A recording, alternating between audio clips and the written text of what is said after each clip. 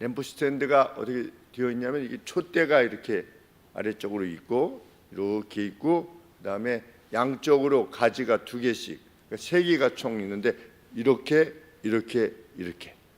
있어서 그것이 이렇게 올라와 가지고 그러면 이쪽 3개 이쪽 3개가 위쪽으로 이렇게 올라오겠죠.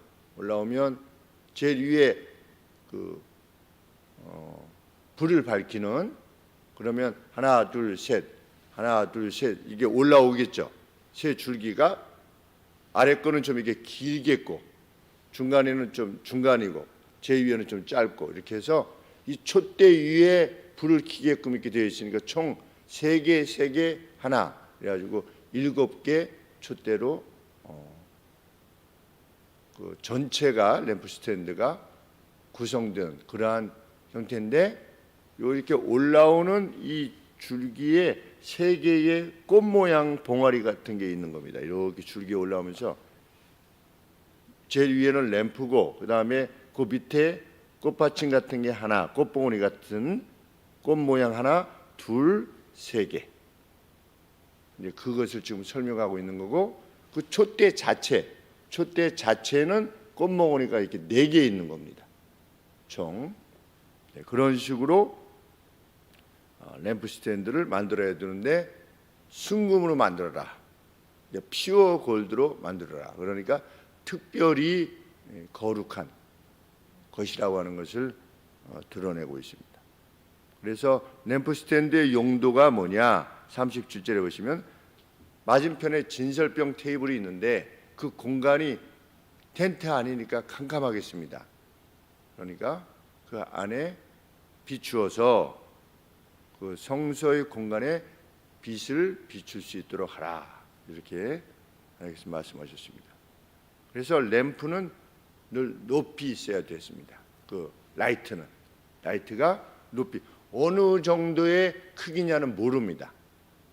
성경에 이렇게 안 나와 있어서 우리 진설병 높이는 뭐 한 규빗 반 그리고 이 언약궤도 그렇게 다 되어 있는데 램프 스탠드는 그렇게 되어 있지 않습니다. 그래서 얼마나 크기인지는 알 수 없는데 글쎄 앞을 비추려니까 좀 더 컸겠죠. 근데 총 중량이 한 달란트 그러니까 한 약 35kg 정도 되는 금을 가지고 만들어라. 그리고 그것과 함께 촛불을 끄는 기구, 이 촛불이 있는데 이 촛불을 끄는 기구와 그리고 그것을 담을 쟁반들, 뭐가 이렇게 좀 나오면 그것을 담는 쟁반들을 만들어라. 39절에 등대와 그 불집게와 이게 덮어서 끄는 불똥 그릇도 정금으로 만들어라. 이 말씀하고 있습니다. 그리고 그것이 어떤 형태로 만들어야 되느냐라고 하는 것은 시내산에서 하나님께서 모세에게 보여주셨다. 이렇게 되어 있습니다. 40절에 너는 주의해라. 삼가 이거는 주의해라. 뭐를? 내가 이 산에서 너한테 보여준 그 식양을 따라서 만들어라 라고 하는 것을 보면 그 모습을 다 하나님께서 보여주셨다는 것을 알게 됩니다. 이 램프 스탠드를 만드는 데 있어서 강조되는 바는 순금을 쳐서 만들어라. 그러니까 우리 해머 있지 않습니까? 해멀드 되어도록 해라. 해멀드. 그러니까 해머로 쳐서 장인이 만들 수 있도록 하라는 겁니다. 그러니까 금 한 덩어리인데 그 한 덩어리를 이렇게 해머로 쳐서 이것이 뭐 꽃봉오리를 만들어 가지고 붙이는 형태가 아니라 그냥 한 덩어리의 금을 가지고 이걸 점점 쳐서 펴가지고 그걸 만들라라는 것을 이렇게 말씀하셨습니다. 그러니까 굉장한 기술이 있지 않고서는 이렇게 만들기가 어렵겠다. 어떻게 이 금 덩어리를 금이 이제 물르지 않습니까? 순금은 물르니까 이게 일일이 쳐서 그것을 만들어라. 달리 말하면 그건 복사될 수 없다는 겁니다. 주물 돼서도 안 된다는 겁니다. 어떤 형태로 만들어 놓고 금을 부어가지고 만들어내는 그러한 형태로 만들지 말고 처음부터 그것이 그 부분이 하나도 끊어짐이 없도록 하라. 이렇게 하나님께서 말씀하셨습니다. 우리 스가랴 4장 그리고 계시록 1장 12절 20절을 보면 이 금촛대가 지니는 상징적 의미가 무엇인가 하는 것에 대한 통찰력을 얻게 됩니다. 요한계시록에도 금촛대 말씀이 나오고 스가랴서도 잘 기억은 안 나실 겁니다. 왜냐하면 스가랴 쪽은 많이 안 읽게 되니까. 그런데 우리 스가랴서에 보면 금촛대가 나옵니다. 그래서 금촛대가 나오는데 거기서는 올리브 나무가 2개가 있는 겁니다. 그래가지고 올리브 나무에서 관이 이 금촛대하고 연결되어 있습니다. 그러니까 감람나무지요. 감람나무에서 연결되어 있어가지고서 이 맨 위에는 이제 촛불이 이렇게 되어 있고 이 관이 이렇게 연결돼 가지고서 감람나무에서 직접 이 오일이 촛대에 이렇게 연결되어져 있는 그러한 형태의 환상을 스가랴가 보게 됩니다. 그런데 이 성막 안에 있었던 금촛대는 그러한 형태는 아니지요. 그래서 그 비전을 통해서 하나님께서 스가랴에게 그 촛대가 하나님께서 친히 공급하신다. 스가랴 4장에서 언급되어지는 그 내용을 좀 살펴보시면 그 기름을 누가 제공하시는 거냐? 스룹바벨이 아니라 사실은 스룹바벨 뒤에 힘을 주시는 분이 누구시냐? 교회에 그 은혜를 주시는 분이 누구시냐? 하나님이시다. 하나님 자신이시다. 감람나무가 하나님이시다가 아니라 감람나무에서 직접 이렇게 관을 연결해 가지고 타오를 수 있는 기름을 오일을 제공한다라고 하는 사실을 보여주심으로 친히 하시는 것이다. 이렇게 말씀하셨습니다. 그래서 한번 그 내용만 보시면 스가랴 4장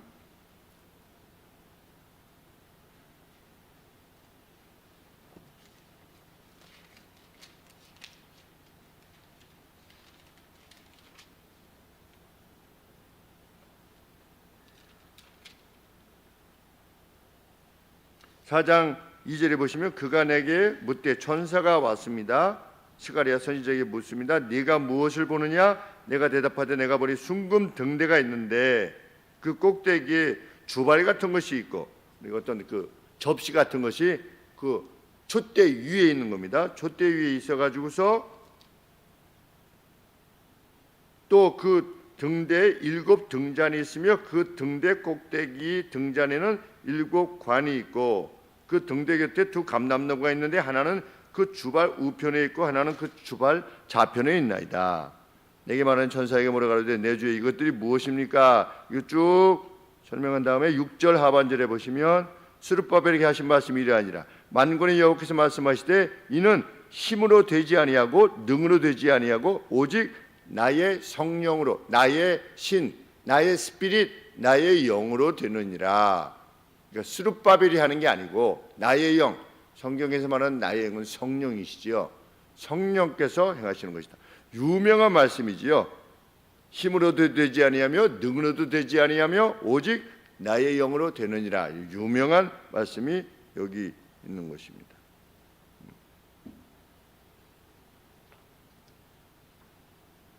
촛대는 무엇이냐? 한마디로 성령의 기름으로 빛을 발하는 교회의 심볼이다. 요한계시록과 이 스가랴 4장의 내용을 비춰보면 여기서 말하는 촛대는 뭐냐? 성령의 기름으로 빛을 발하는 교회의 심볼이다. 왜? 요한계시록에서 이 촛대가 교회라고 말씀하셨기 때문입니다.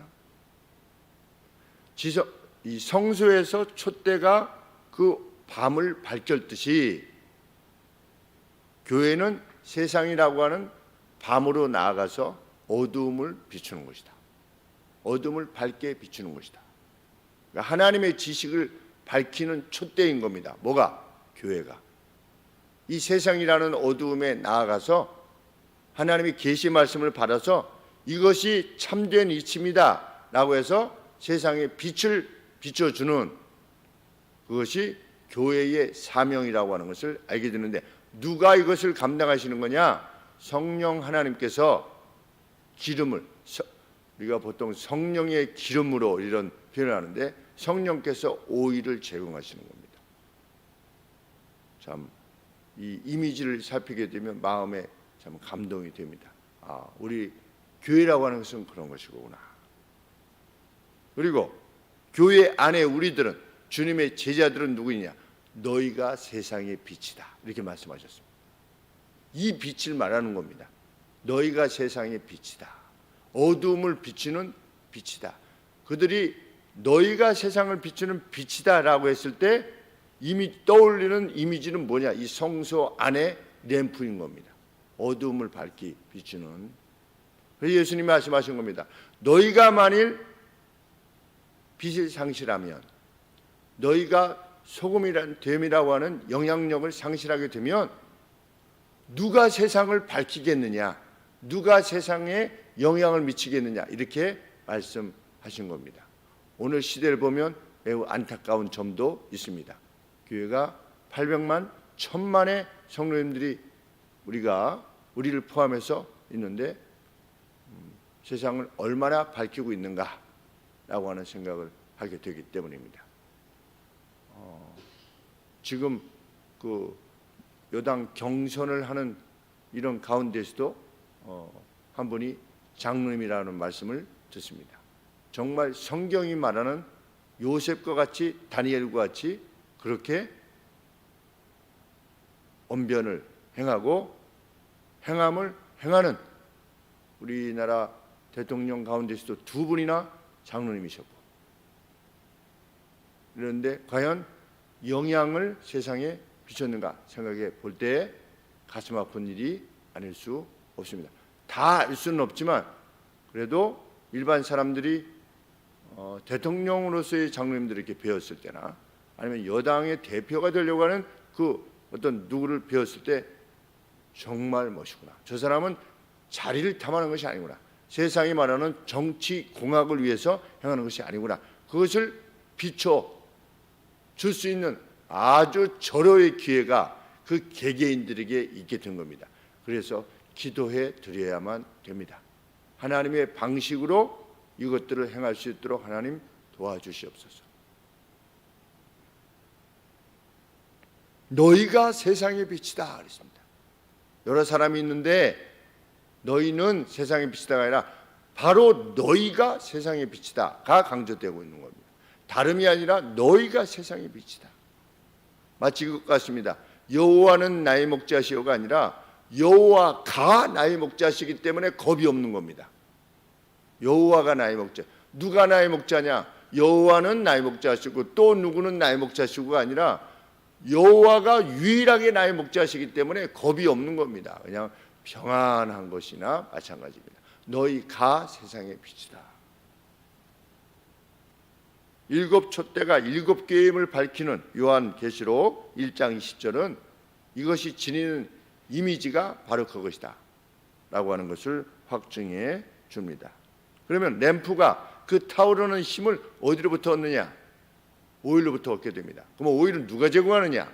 성령 하나님께서 제공하시는 것입니다. 성령 하나님으로부터 능력을 공급받아서 세상을 비추는 것, 그것이 교회의 존재 이유입니다. 구속을 말하지 않는, 천국을 말하지 않고 지옥을 말하지 않는, 하나님의 복됨과 동시에 저주를 말하지 않는 교회는 비칠 수 없습니다. 우리가 죽었다가, 몸이 죽었다가 다시 사는 것을 교회에서 말하지 아니하면, 첫 창조가 하나님의 완전한 창조에 의해서 이루어졌음을 말하지 않는다면, 또는 어제 기사 내용을 보니까 영국 성공회가 영국 성공회가 동성애자들의 결혼을 축복하기로 결정을 했답니다. 그래서 월요일 날 말씀 나눌 때에도 제가 말씀을 드린 바 있지만 우리 합신, 고신, 합동 세 교단만 남은 것입니다. 여성 안수의 문제에 있어서 이제 세 교단만 남은 겁니다. 그리고 근심은 분명 우리 교단에도 들어올 거다. 왜? MZ세대의 사람들은 이 여성, 남성 이것을 그렇게 보는 겁니다. 어떤 그 헤게모니 싸움으로 남녀의 어떤 그 저걸로 이해하는. 그리고 영국 성공회가 어떤 결정을 또 내리려고 하고 있냐면 아버지 하나님을 빼는, 성부 하나님을 빼는 겁니다. 하나님이 남자일 수 없다는 겁니다. 하나님은 남자가 아니시지요. 하나님은 어떤 여성, 남성이 아니시지요. 그럼에도 불구하고 그 이미지를 위해서 아버지라고 너희는 이렇게 기도하라. 하늘에 계신 우리 아버지요. 예수님이 이렇게 말씀하라고 했는데 그거 우리 그렇게 하지 말자는 겁니다. 우리 가톨릭에서 제2계명을 형상을 만들지 말라를 제거하고 나머지 10계명을 둘로 나눠가지고 10계명을 채운 것과 다를 바가 없습니다. 이제 그렇게 갈 겁니다. 교회는. 세상은 점점 그래 왔으니까. 과연 세상에 그럴수록 빛을 비춰왔느냐? 유럽 교회가 그런 식으로 가면서 무슨 인권이다 뭐라고 하면서 세상을 비춰왔느냐? 점점 하나님 없는 세계로, 영적으로 어두운 세계로 되었죠. 오히려 우리 아시아 쪽이 성경이 말하고 있는 내용과 좀 더 가까이 있는, 오히려 아랍 쪽이 어떤 부분에 있어서는 거기에 더 가까이 있는 참 이러한 시대가 되었습니다. 성령의 기름을 공급받지 못하는 겁니다. 유럽의 교회가. 그래서 다 팔리고 이슬람 사원이 되고 그리고 야간 나이트가 되고, 영국에 보면 야간 나이트로 많이 팔렸다고 하지 않습니까? 우리가 본질을 상실하게 되면 그렇게 된다고 하는 거. 불이 꺼지는 겁니다. 촛대가 옮겨가고. 그러면 성령께서 촛대인 우리 각각의 교회에 거하셔서 그 빛을 비추게 하실 수 있도록 성령 하나님이 어느 교회에 거하게 하시는 그 길은 뭐냐? 내가 거룩하니 너희도 거룩하라 하신 말씀대로 교회를 구성하고 있는 우리들 각각이 하나님의 말씀대로 거룩해지는 겁니다. 그럼 거룩해지는 게 뭐냐? 구별되는 겁니다. 하나님은 거룩하시다라고 하는 의미가 무엇이냐? 디스팅션이라고 그러는데 구별된 겁니다. 부정한 것과 정한 것이 구별된 것처럼, 그러면 그 구별됨을 이루는 건 뭐냐? 하나님의 계시의 말씀입니다. 너희는 주 안에서 내 부모를 공경해라. 도저히 공경할 수 없는 상황 가운데서도 공경하는 겁니다. 그런 것이 구별된 겁니다. 70번씩 7번이라도 용서하는 그 구별됨이 우리에게 있어야 되는 겁니다. 나그네를 대접하는, 전혀 알지 못하는 사람인데도 불구하고 대접하는 그러한 섬김이 세상과 구별된, 세상은 자기가 알지 못하는 사람은 누가 죽어도 별 관심이 없습니다. 그냥 뭐 돌아가셨나 보네 이렇게 하지만 예수님을 믿는 사람은 다릅니다. 그러한 구별됨이 있어야 된다. 지금 터키에 지진이 있어서 우리 교회도 이제 제가 문자를 좀 보내서 긴급하게 터키에 김숙기 선교사님이라고 계신데 저희 동기 결혼하지 않은 자매님이십니다. 50 이제 넘어서. 그런데 이번에 강진의 현장에 있었던 겁니다. 근데 본인이 숙소가 이렇게 거기서 자고 있었는데 옆에 건물은 다 무너진 겁니다. 그래서 다 죽은 겁니다. 근데 본인 건물은 그 주인이 내진 설계를 한 겁니다. 그래도 좀 신경을 써서.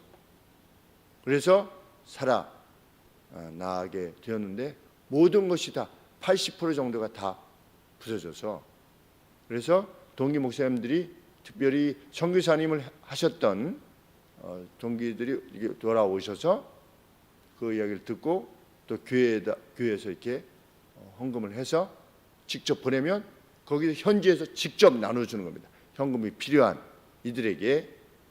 그 김숙희 선교사님이, 그런데 그 김숙희 선교사님이 참 신뢰할 만한 우리 선교사님이라, 그래서 지금 간 것이 1,000만 원이 넘게 벌써 동기 목사님들을 통해서 지금 그것으로 집행되고 있는 중이고, 한국 교회에 또 한국에 너무 감사를 드리고 있다.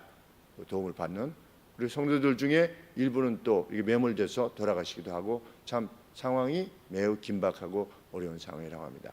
그런 차원에 있어서 교회가 빛을 발하라. 그냥 내가 열심을 다하면 되는 겁니다. 내 마음이 동하는 가운데 너희는 세상과 구별되어 행동하라. 내 말을 가지고. 오늘 정말 그 구별됨이 누가 봐도 참 권사님답다. 참 누가 봐도 참 장로님답다. 집사님답다. 목사답다. 라고 하는, 교회 다니는 사람답다. 라고 하는 그 거룩됨이 있을 때 성령께서 우리를 통하여 세상을 비추실 것이고, 먼 영혼들의 마음을 밝게 하셔서 기쁨과 평안 가운데 거하게 하실 줄 믿습니다. 기도하겠습니다. 하나님 아버지, 우리로 하여금 세상을 비추도록 하시기를 원하시는 하나님 아버지의 그 뜻, 그리고 저희에게 맡겨진 이 특권들 하나님 마음에 기억하게 하시고, 이후로도 일생 그렇게 섬기며 참 나다나엘과 같이 아무도 보지 않는 가운데 무화과 나무 밑에서 좀 숨어 하나님 앞에 그 간절함을 소원했던 것처럼 저희 그렇게 하나님 앞에 있게 하여 주시옵소서. 예수 그리스도 이름으로 기도합나이다. 아멘.